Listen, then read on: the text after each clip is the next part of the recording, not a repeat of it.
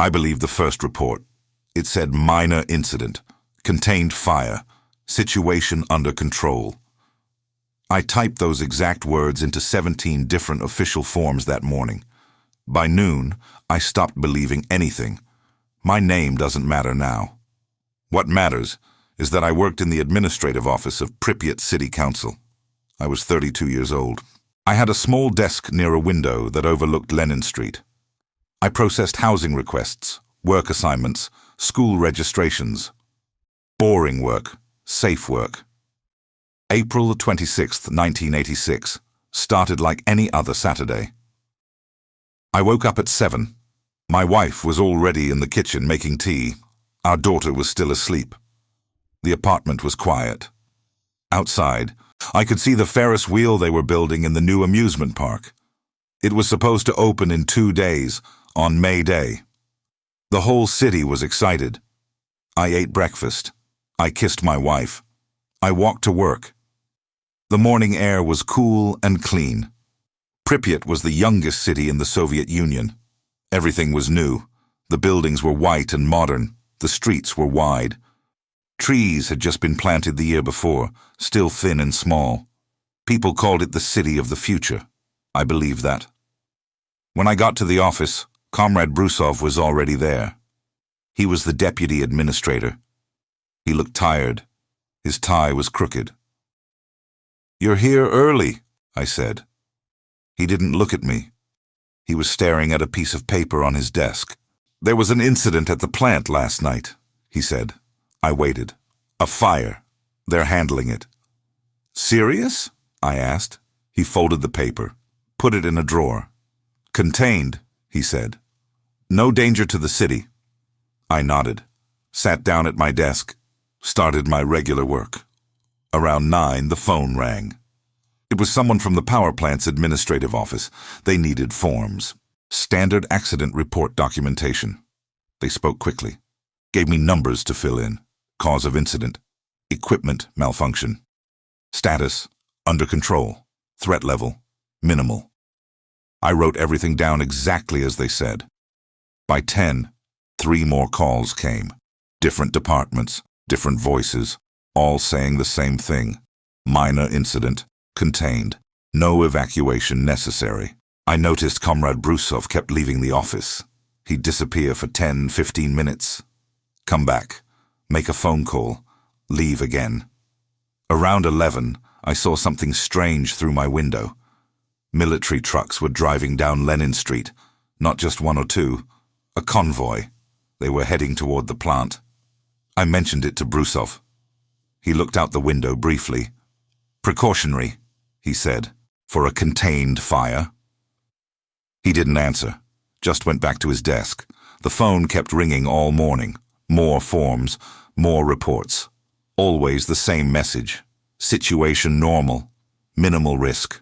No cause for concern. But the calls themselves contradicted that message. Why so many calls if everything was fine? At noon, I went home for lunch. My wife had our daughter at the playground. I could see them from the window. The Ferris wheel loomed behind them, unfinished, still wrapped in scaffolding. Children were playing. Mothers were talking. Everything looked normal. I ate quickly, went back to the office.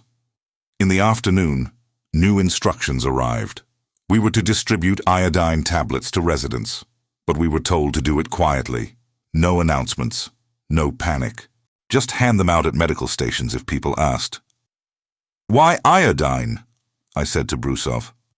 "Precaution," he said again. "Against what?" "Just follow the directive." I typed up the internal memo, sent it to the health department. The phone rang again. This time it was someone from Moscow, a woman's voice I didn't recognize. She wanted confirmation that normal activities were continuing in Pripyat. Specifically, she asked if children were outside playing. I looked out the window. "Yes," I said. "Good," she said. "Keep it that way." She hung up. I stared at the phone for a long time after that. Around 4 in the afternoon, I saw buses arriving. Dozens of them. They parked near the city center but didn't unload anyone. They just sat there, engines off, empty. I asked Brusov what they were for. Possible transport needs, he said. For what? In case evacuation becomes necessary. I thought there was no danger. He looked at me then, really looked at me. There isn't, he said, but we prepare anyway. It didn't make sense. None of it made sense. That evening I went home again. My wife had dinner ready. Our daughter drew pictures at the table while we ate. She'd drawn the Ferris wheel. She wanted to ride it on May Day. Maybe, I said. Papa promised, she said. I looked at my wife. She was watching me. Is something wrong? She asked quietly. No, I said. Just a long day. After dinner, I stood on our balcony. The sun was setting behind the cooling towers of the plant. The sky looked strange. There was a glow above the reactor building that shouldn't have been there. A kind of blue-green shimmer. I told myself it was nothing. The fire was contained. Everyone said so. I went to bed early but couldn't sleep. Around midnight, I heard helicopters. Not just one, many. The sound continued for hours. Sunday morning came. I went to work even though it was supposed to be my day off. Brusov had called at 7 and asked me to come in. The office was full. People I'd never seen before. Military officers. Men in suits from Kiev, maybe Moscow. They were speaking in low voices, looking at maps. Brusov pulled me aside. We're preparing for a temporary evacuation, he said. When? This afternoon, maybe. For how long? 3 days, maybe less. Why now if there's no danger? He didn't answer that. Start preparing documentation, he said. We'll need transport manifests, building registries, population counts. I spent the morning gathering files. The office was chaos, phones ringing constantly, people coming and going, orders changing every hour. At one point, I heard someone say the radiation levels were high. Another person immediately corrected them, said they were elevated but safe, acceptable, within limits. I didn't know what to believe anymore. Around noon, an announcement was made over the city loudspeakers. I heard it from my office window. The voice was calm, matter of fact. It said that due to the accident at the Chernobyl nuclear power plant, a temporary evacuation of Pripyat was being organized. Residents should prepare for a 3-day absence. Bring documents, minimal clothing, some food. Leave everything else. Apartments would be secured. Everyone would return soon. The voice repeated this message 3 times.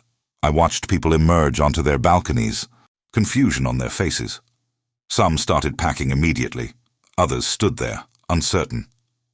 The buses that had arrived yesterday were now moving through the streets, parking in designated zones near each apartment block.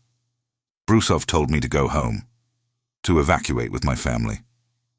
What about you? I asked. I'll follow later, he said, after everyone else is out. I walked home. The streets were filling with people now. Some carried suitcases. Others had just small bags. Everyone looked confused but orderly. There was no panic, just quiet obedience. My wife had already started packing. 3 days, she said. They said 3 days. I nodded. Our daughter was excited. She thought it was an adventure. She wanted to bring her toys. Only small ones, my wife said. We packed 1 suitcase, documents, some clothes, bread, some dried sausage. I looked around our apartment. Everything we owned was here. Photos, books, my daughter's drawings covering the refrigerator. Should we take more? My wife asked. They said 3 days, I said. We locked the door behind us. If these stories matter to you, consider subscribing and turning on notifications. This channel exists to remember what official reports often forget. The buses were organized by address block. We found ours, climbed aboard. The bus was already half full. I recognized neighbors. The woman from 2 floors down. The old man who always fed the pigeons. The young couple with a baby. No one spoke much. The bus driver sat with his hands on the wheel, waiting. More people arrived. The bus filled completely. Some people had to stand. At exactly 2 in the afternoon, the buses started moving. I looked back as we drove away. At our building, at the Ferris wheel, at the whole city. Everything looked perfect. Clean, modern, empty now. The convoy moved slowly through Pripyat, picking up more buses from other districts. By the time we reached the edge of the city, there must have been 1,000 buses, maybe more. We drove south, away from the plant. No one told us where we were going. My daughter fell asleep against my wife's shoulder. The bus was hot, stuffy. Someone opened a window and immediately a soldier told them to close it. "Why?" the person asked. "Orders," the soldier said. We drove for 2 hours, then 3. Finally, we stopped in a small town. I didn't know its name. The buses unloaded. We were directed to a school gymnasium.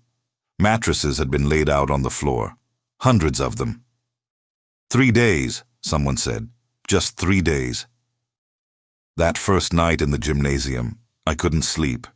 I kept thinking about the office, about all those phone calls, about the contradictions, about the way Brusov wouldn't look at me when he said there was no danger. I thought about the iodine tablets. I thought about the blue-green glow above the reactor. Monday morning, soldiers came through the gymnasium with equipment I'd never seen before. They had devices that clicked. "Geiger counters," someone whispered. They checked everyone. They didn't say what they were checking for. Some people were taken aside, told to wash thoroughly. Their clothes were taken away, replaced with new ones from emergency supplies. I asked a soldier what was happening. "Decontamination protocol," he said. "For what?" He didn't answer. That afternoon, representatives from the ministry came to speak with us. They stood at the front of the gymnasium with a microphone. They said the evacuation was proceeding smoothly. The situation at the plant was being managed. We would return to Pripyat very soon, possibly by the end of the week. "What about school?" someone asked. "Our children are missing school." "Arrangements are being made," they said. "What about our apartments?" "Everything is secure." "What about our jobs?" "You will be informed." No real answers, just reassurances. Days passed. We stayed in that gymnasium. Then we were moved to another town, then another. Always temporary housing, always 3 days, maybe a week. Weeks passed. My daughter asked when we could go home. "Soon," I said. "When?" "I don't know." May Day came and went. The Ferris wheel in Pripyat never opened. In June, I heard the first real reports, not from officials, from other evacuees, whispered conversations, someone's cousin who worked at a hospital in Kiev, someone else who knew a scientist. They said the reactor had exploded completely, not just a fire, an explosion. The core was exposed. Radiation was spreading across Europe. They said thousands of people had been exposed. Firefighters had died, plant workers, soldiers. They said Pripyat wasn't safe, would never be safe. I didn't believe it at first. It was too big, too terrible. But the weeks kept passing. We weren't allowed to return, not even to collect belongings. In July, official notices started arriving. We were being permanently relocated. Housing would be provided in Kiev or other cities. Compensation would be arranged. But nothing about going home. My wife cried when she read the notice. "What about our apartment?" she said. "Gone," I said. "Our things? Gone." "Everything?" I nodded. Our daughter didn't understand. She kept asking about her toys, her drawings, her room. How do you explain to a 6-year-old that her entire city has been erased? In August, I saw photographs. Someone had gotten them from a journalist. They were aerial shots of Pripyat, taken by military helicopters. The city was empty, completely empty. Abandoned cars on the streets, laundry still hanging on balconies, the Ferris wheel standing silent, unfinished, unused. It looked like everyone had just vanished. In a way, we had. By autumn, we were assigned an apartment in Kiev, much smaller than what we'd had in Pripyat. 1 bedroom, older building. But it was ours. I found work again. Different office, similar paperwork. But now I understood what those forms really meant. Every time I typed situation under control or minimal risk or no cause for concern, I thought about April 26th. I thought about all those phone calls. I thought about being told to keep children playing outside while radiation spread invisibly through the air. I thought about the buses that arrived a full day before the evacuation was announced. They knew, not everything, maybe not the full extent, but they knew something was very wrong. And they told us to wait, to stay calm, to believe them. Years passed. I learned more about what happened, not from official reports. Those came much later, sanitized and incomplete. I learned from people who'd been there, firefighters' families, plant workers who survived, scientists brought in to measure and contain. The explosion had blown the reactor lid off completely. 1,000 tons of steel, just gone. The core burned for days. Released radiation equivalent to 400 Hiroshima bombs. The firefighters who responded first didn't have proper equipment, didn't know what they were fighting. They went in with water hoses against nuclear fire. Most of them died within weeks. The soldiers who cleared the roof of the destroyed reactor, throwing radioactive graphite back into the core by hand because no machine could survive the radiation levels, they died too, many of them. The city of Pripyat, home to 50,000 people, was contaminated beyond recovery. The radiation in some areas was so high that standing there for just a few hours would kill you. But on April 26th, we'd been told to keep children playing outside. In 1989, I went back. Not officially. You weren't supposed to go back. The zone was restricted, but there were ways. Guides who knew the checkpoints, paths through the forest. I had to see it. The city was exactly as we'd left it, but also completely different. The buildings were still standing, white and modern just like before, but empty. Windows broken, doors hanging open. Nature was already reclaiming it. Grass growing through cracks in the pavement, trees pushing through apartment walls. I found our building, walked up the stairs. The door to our apartment was gone. Someone had removed it, maybe looters, maybe soldiers doing decontamination checks. Inside, everything was covered in dust. Thick, grey dust. Our furniture was still there. The table where we'd eaten dinner that last night. The sofa.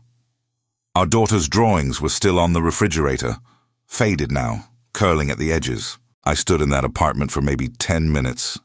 Then I left. I couldn't stay longer.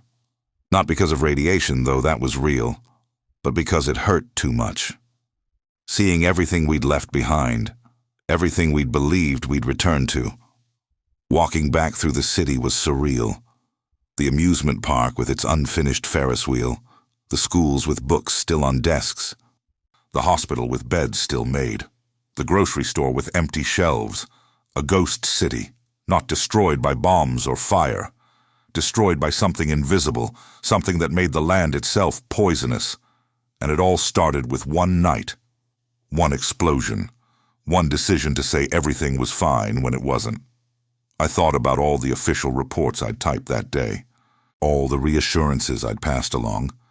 I was part of it, part of the machinery that told people to trust, to wait, to believe. I didn't know, but I helped anyway. That's what haunts me most.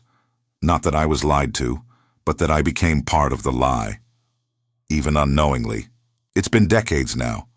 Pripyat is still there, still empty. They call it the exclusion zone. 30 kilometers in every direction around the plant. No one lives there. No one can. The radiation has decreased. Some areas are safer now, but not safe enough.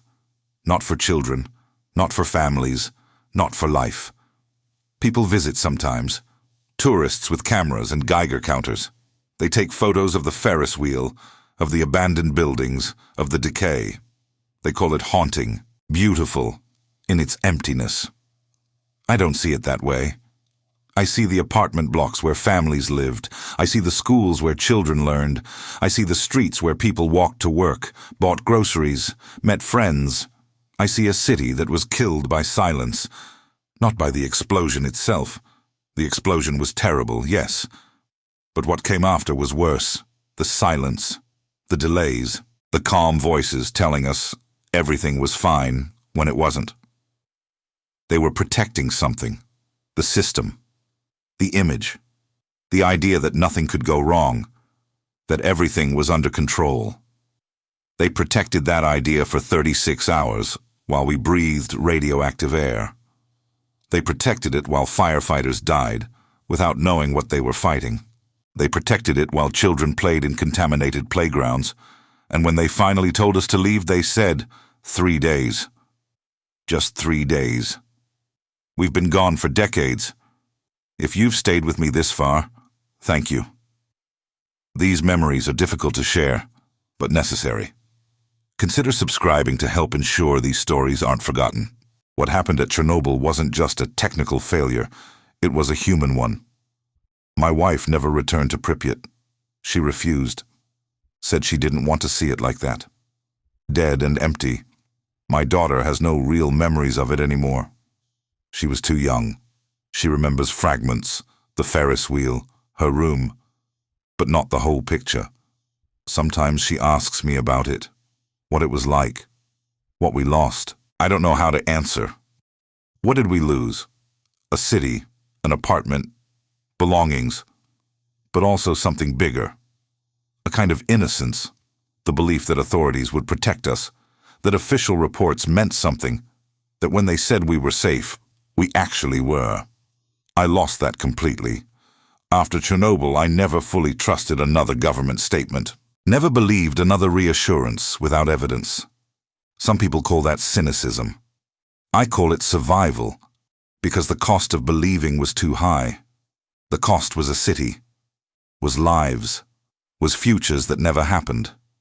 The children who were playing outside on April 26th, breathing radioactive iodine, developing thyroid problems years later. The pregnant women who weren't evacuated fast enough. The families torn apart by relocation, scattered across different cities, never reuniting. All of that happened because someone decided the truth could wait. The truth couldn't wait. It never can. There's a monument now, in Kiev, a memorial to the victims of Chernobyl. I went there once, saw the names carved in stone, firefighters, plant workers, liquidators who went into the zone to contain the disaster. My name isn't on it. I survived. I wasn't a hero. I was just a bureaucrat who typed forms and believed what he was told. But sometimes I wonder if I should be there anyway, not as a victim, as a reminder. A reminder that disasters aren't just caused by explosions and technical failures. They're caused by silence, by people who see something wrong and say nothing, by systems that value order over truth, by decisions to wait, to reassure, to maintain calm at the expense of safety. I was part of that system. I didn't choose to be. I didn't understand what I was participating in until it was too late. But I was part of it. That knowledge sits with me every day, when I wake up in my apartment in Kiev, when I go to work and process new forms for new departments, when I see my daughter, now grown, with her own family. I think about Pripyat, about the apartment we left behind, the locked door, the drawings still on the refrigerator, about the city that was supposed to be the future, the youngest city in the Soviet Union, the pride of our society. Gone, not destroyed quickly in war or fire, destroyed slowly, invisibly, by particles we couldn't see or smell or feel until it was too late, and by the silence of people who could have warned us sooner, but didn't. Sometimes I dream about it. In the dreams, I'm back at my desk. It's April 26th again. The phone is ringing. I answer it. They tell me to write down the standard report. Minor incident. Contained. No danger. But this time, in the dream, I don't write it down. I stand up. I walk to the window. I see the blue-green glow above the reactor. I pick up the phone. I call everyone I know. I tell them to leave, to run, to take their children and go. In the dream, they listen. In the dream, we all evacuate immediately, before the radiation spreads, before the silent poison fills the air. In the dream, Pripyat is saved. Then I wake up. And I remember that I did write those reports. I did type those reassurances. I did help maintain the calm. Because I believed. Because I trusted. Because I couldn't imagine that the truth could be that bad. I've had years to think about this, to analyze what happened, to understand the psychology of it. Why did I believe the official reports when the evidence contradicted them? Because believing was easier. Because the alternative was too terrifying.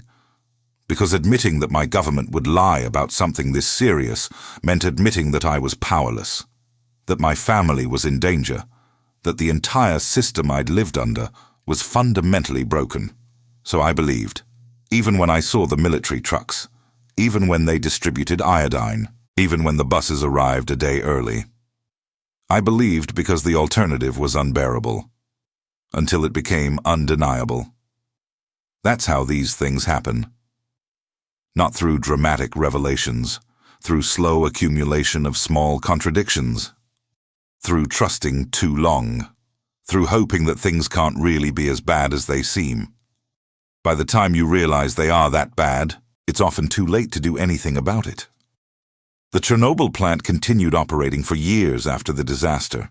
They sealed the destroyed reactor in concrete, but the other 3 reactors kept running. They needed the power, the electricity. I learned that later. It seemed insane to me, the site of the worst nuclear disaster in history, and they just kept working there. But I understand it now. Systems don't stop easily. They keep going even after they've failed, because stopping means admitting the failure, means facing consequences, means change. It's easier to seal the problem in concrete and keep operating, literally and metaphorically. The Soviet Union did that with Chernobyl, contained the disaster, managed the information, kept operating. They did it so well that for years, the international community didn't know the full scope. They measured elevated radiation in Sweden and Poland and asked Moscow what happened. Moscow said minor incident. Same words I typed on April 26th. Minor incident. Contained. No danger. The same lies at every level. From my desk in Pripyat to the highest offices in Moscow. Because once you start lying, you have to keep lying. Each lie requires another lie to support it, until the whole structure is lies supporting lies. And then one day, it collapses. The Soviet Union collapsed 5 years after Chernobyl. Some historians think the disaster contributed to that it revealed the rot at the core of the system, the way it valued appearance over reality, control over truth.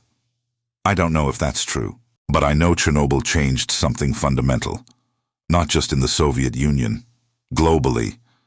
It proved that some disasters can't be hidden, can't be managed, can't be contained with statements and reassurances. Radiation doesn't care about official reports. It spreads anyway. Truth is like that too. You can delay it, manage it, control its release, but eventually it comes out. For Chernobyl, the truth took hours, days, weeks to emerge.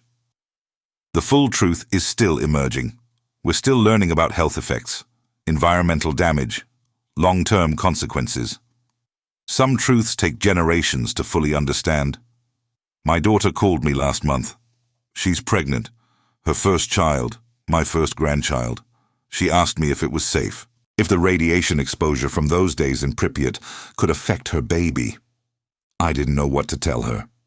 The scientists say the risk is minimal, that the exposure was brief, that she was young, that most of the dangerous isotopes have decayed now. But minimal risk is what they told us on April 26th. So what do I believe?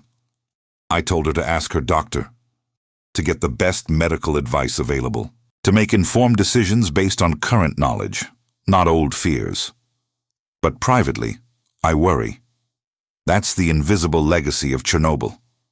Not just the empty city, not just the exclusion zone, the fear, the uncertainty, the knowledge that something invisible might have touched you, changed you, damaged something deep in your cells that might show up years later, generations later.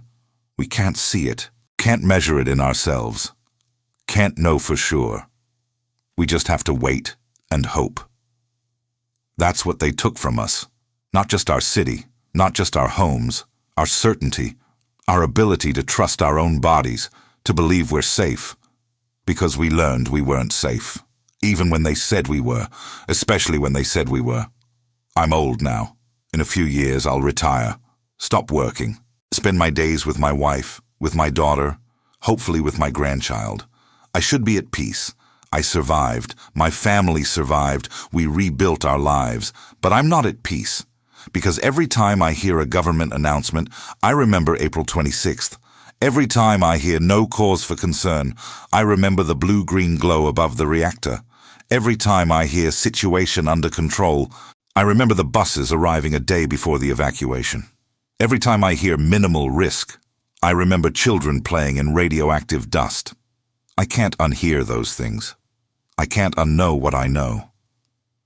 Chernobyl taught me that official silence is often louder than official statements, that what they don't say matters more than what they do say. That delay is a decision. Reassurance is a strategy. Calm is sometimes a weapon. These are dark lessons. I wish I hadn't learned them. I wish I still lived in a world where I could hear everything is fine and believe it. But that world ended on April 26, 1986, at 1:23 in the morning, when Reactor 4 exploded. I didn't know it then. I was asleep in my apartment, dreaming of ordinary things, but my world had already ended. It just took 36 hours for anyone to tell me. There's talk now of opening Chernobyl to more tourism, making it official, controlled tours of the exclusion zone, of Pripyat. They say it's safe enough for brief visits, with guides and dosimeters and safety protocols. I wonder what people will see when they go there. Will they see the catastrophe, the abandoned city? Or will they see an adventure, a photo opportunity, something exotic and forbidden? I hope they see the truth, that Chernobyl wasn't just a disaster.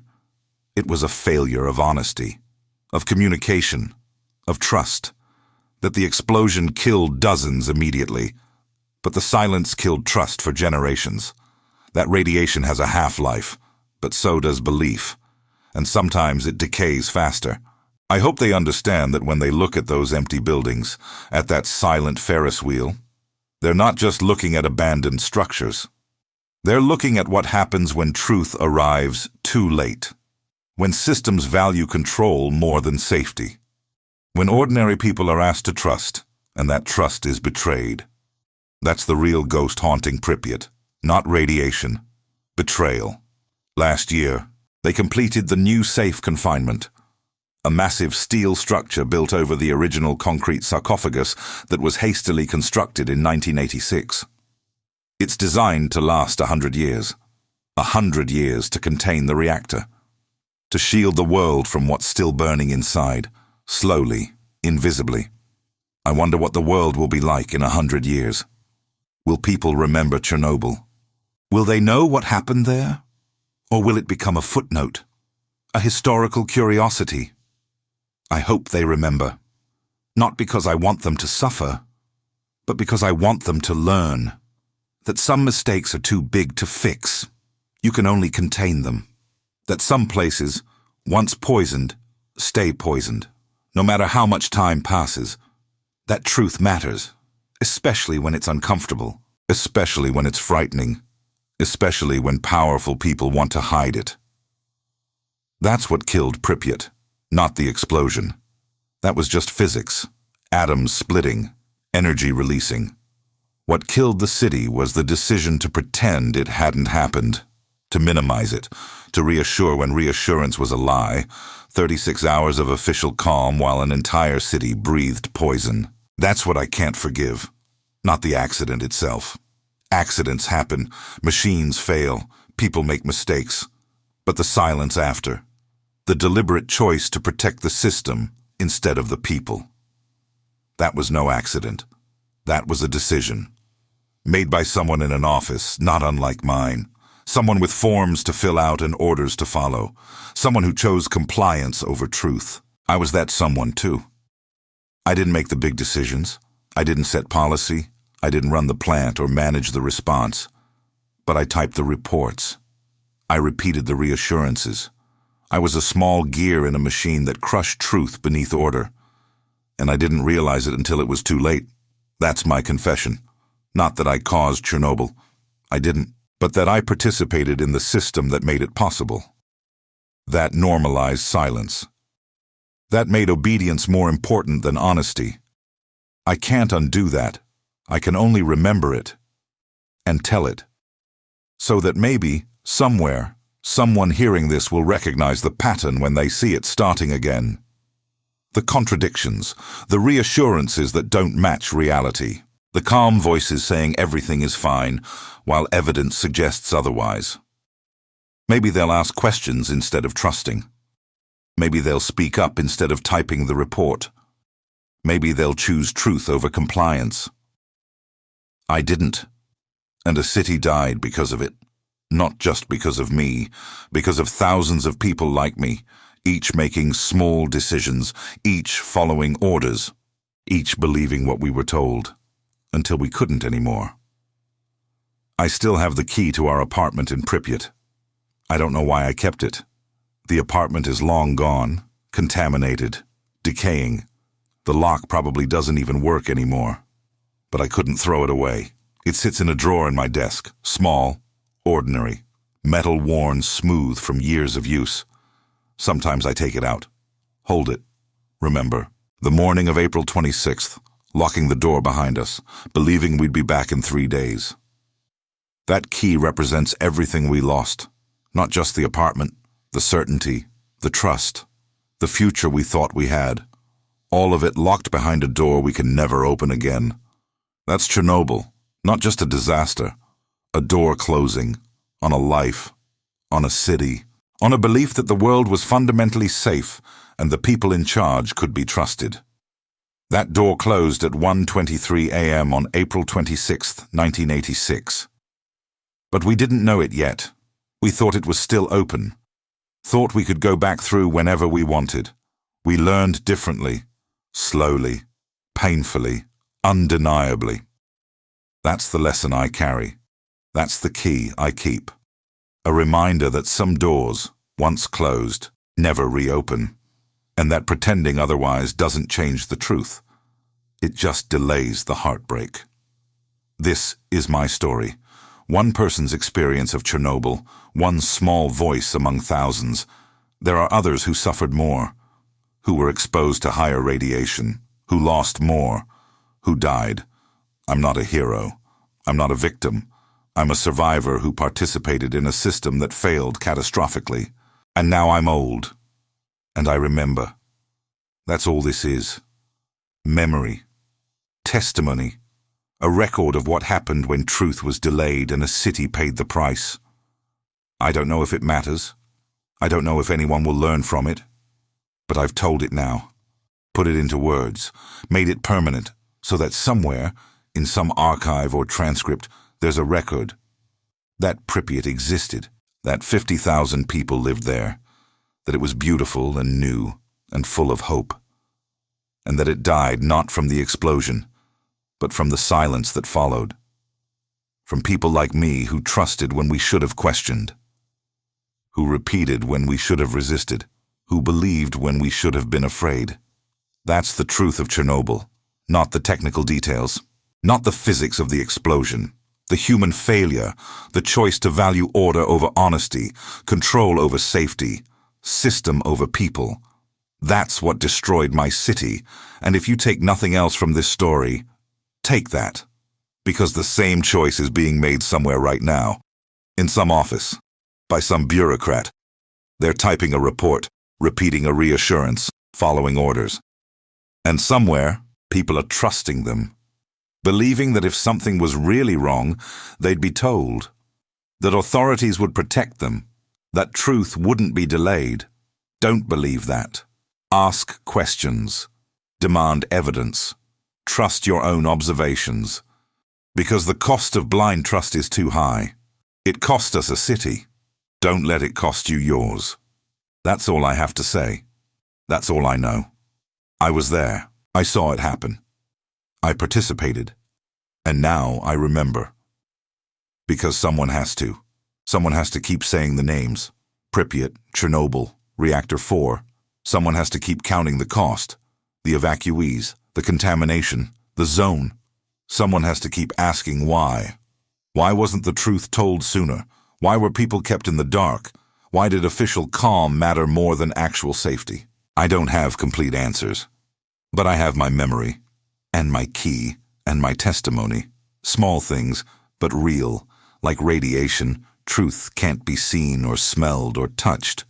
But it's there, invisible but real, delayed but inevitable, and ultimately more powerful than any official statement. The truth about Chernobyl came out, not all at once, not cleanly, not officially, but it came out. In hospital reports, in radiation readings, in empty cities and sealed zones, in stories like this one. The truth always comes out. The only question is how long it takes, and what the cost of delay will be. For Chernobyl, that cost was measured in lives, in families, in futures, in a city that should still be standing but isn't, in children who should have grown old but didn't, in trust that should have held but broke. That's the cost. That's what silence bought us. 36 hours of official calm. Decades of official consequence. The arithmetic is simple but brutal and unchangeable. I can't go back, can't undo the reports I typed, can't warn the people I should have warned, can't save the city that should have been saved. All I can do is remember and tell and hope that someone, somewhere, hears this. And when they're asked to repeat reassurances that contradict evidence, they pause. They question. They choose truth over compliance. Even if it's difficult, even if it's frightening, even if it costs them something, because the alternative costs more. It always does. That's the lesson of Chernobyl. That's the ghost of Pripyat. That's the key in my drawer. A reminder, a warning, a memory that refuses to decay. Truth delayed is trust destroyed. And some things, once destroyed, can never be rebuilt. Not in 3 days, not in a lifetime, not ever. The last time I went to Pripyat, I stood in our apartment for a long time. Longer than I should have.